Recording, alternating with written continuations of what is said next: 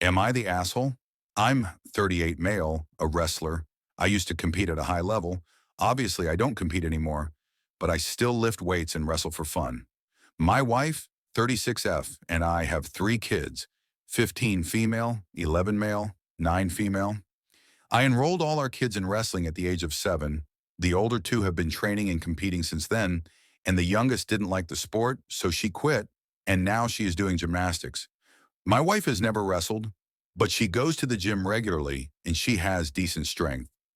Yesterday, I was chatting with my wife and the topic of our daughter's wrestling tournament came up and she asked me, "What do I think will happen if her and our daughter wrestled?" And I told her that she has no chance. She answered, "She is not beating me. I'm much stronger." And I told her, "You can try if you want to, but I'm telling you we'll get ragdolled." And she said, "Okay, let's do it then." So I called our daughter into the backyard and told her that her mom wants to wrestle.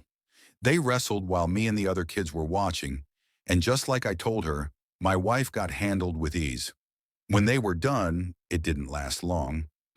My wife laughed it off and acted fine, but as soon as it was only me and her, she said to me, "So you knew how that wrestling match was going to go?" I answered yes, and she said, "And you still let it happen? I got embarrassed by my own child in front of my other children, and now they are not going to look at me the same way." I told her she is the one who asked for it.